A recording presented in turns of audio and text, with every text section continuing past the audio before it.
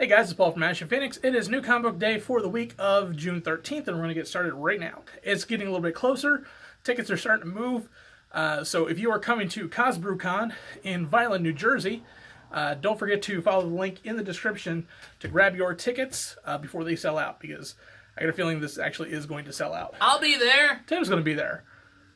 Tim and the comic book store are going to be there. I don't know what they're going to be selling, but they're going to be selling something. I'm going to be there. Tim's going to be there. He may not be sober, but he's going to be there. I have to be sober at the beginning. He has to be sober through the vending hours, and then the last couple hours, probably not. No promises. Yeah.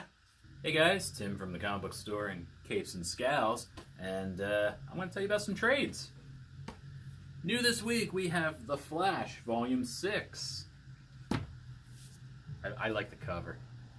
We've got Teen Titans Go, Their Greatest Hijinks. If you're a fan of the Teen Titans Go show, I am. don't care, Paul. We've got Hellboy, the complete short stories. There's a lot of really good one-shots for Hellboy, so this is a very good pickup. Why have you turned on me? I don't know. We've got Milk Wars. A lot of you liked Milk Wars, and I know Paul didn't. We've got The Greatest Adventure, Edgar Rice Burroughs' Heroes and Heroines Unite, by Bill Willingham, the guy who wrote Fables. We've got a quick and easy guide to they, them pronouns. This actually looked like a really good read. We've got Defenders, that Bendis run, Volume 2. We have It Will All Hurt. I don't know anything about this. I dig the little robot boy. That's pretty cool. We've got Slots. The owner of the store, Al, really likes this book. It's very noir, seedy, kind of weird. I like that. First up, we have Titans Special Issue number 1. This takes place right after No Justice. The Titans are no more. They've fallen apart, but there still needs to be a squad going through and helping the Justice League, because the Source Well is broken and metahumans are popping up everywhere now based on this new radiation. And because the Justice League can't do it themselves, Nightwing is basically taking it on himself to be that squad. So he's going to start a new Titans group with a lot of familiar faces, kind of a mix of Titans and the Teen Titans to form this new squad.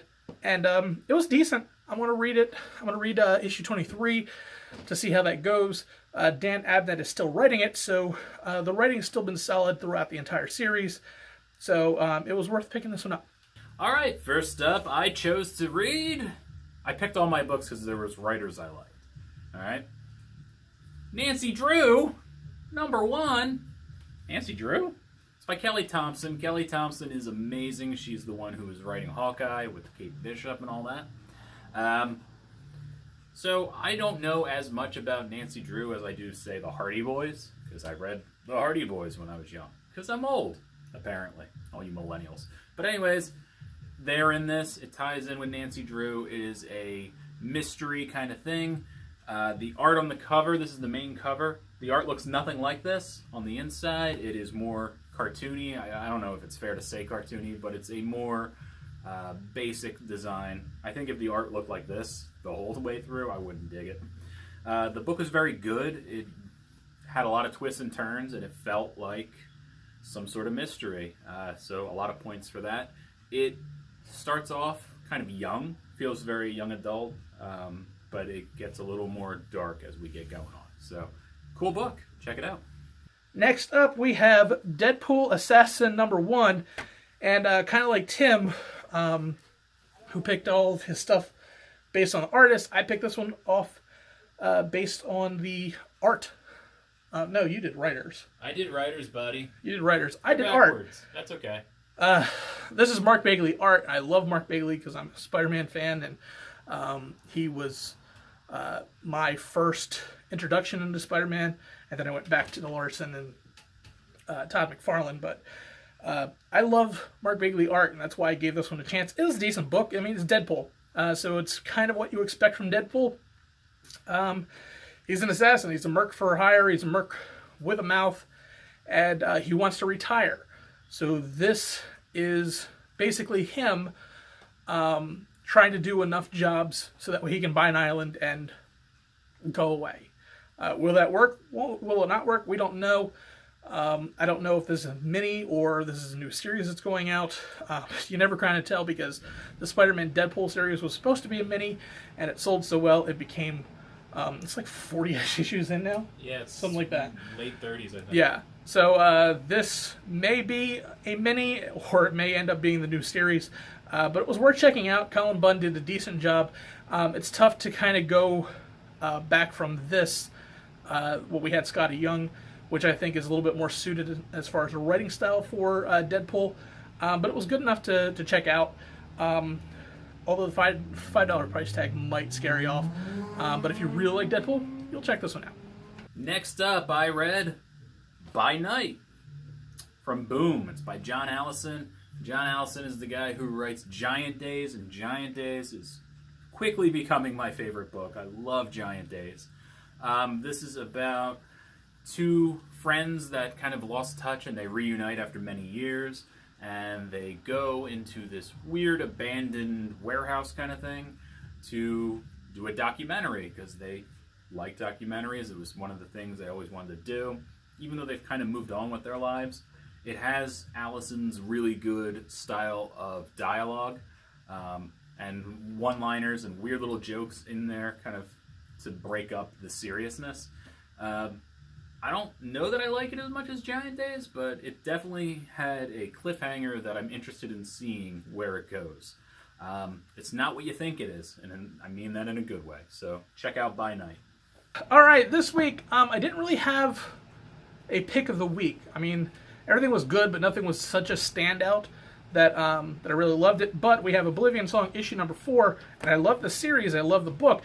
Just not a ton happened in this episode, or I always say episode. This issue, but the ending could be setting up something massive in the next issue, and I'm really excited for that. So this is worth checking out. Oblivion Song has been an awesome book, so you should be reading it. I think the first trade is going to be coming out soon. There's only like 1 or 2 more issues left of this arc, I think. But yeah, this is a very good setup book. It's just, unfortunately, with how setup books are, sometimes not a lot happens. And yeah, we're just dealing with a lot of things going on in our timeline and also the Oblivion. And you should still be picking this one up, though. All right, and my pick of the week is what I thought my pick of the week would be, The Weatherman, number 1. It's written by Jody Leher. I'm bad at names. It's my favorite thing. Can't pronounce anything. It's the person who wrote Shirtless Bear Fighter, which you know I loved. This book is way more serious, if that's... I mean, it kind of... Anything is way more serious than Shirtless Bear Fighter. But it's a more unique kind of spin on their style of writing. It's way more serious. It's a very big kind of idea where Earth is gone and we've colonized Mars and everybody still grieves over Earth, and this guy, the main character, is the Weatherman, and he's really silly, and on air he's very crazy, and people just like him because he's lighthearted and he takes their minds off of how terrible everything is. And all of a sudden people are trying to kill him, and the government intervenes, and you find out, as it tells you in the preview of this, that he may be responsible for Earth blowing up and not even realize it. It's a very strange concept, but it's delivered really well. The art's great, and I need to know where this goes. And perhaps most importantly, somewhere in here, I'm going to find it, there's a Shirtless Bear Fighter toy. I need that. There's one with a pixelated junk. We need that. Good on you. Alright, that's it for this week. There's videos everywhere.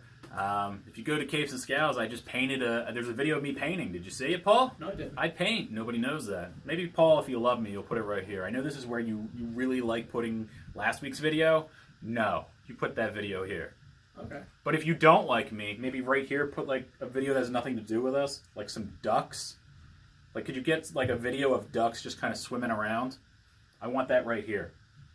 I don't think we're going to do that. No, you put that there. Ducks. I don't think we're going to do that. Can you do that for me? No. I Don't you love me? No. Why not? Well, I love you. I love you enough to put your thing there. Here, where the next week's video, which is now up here.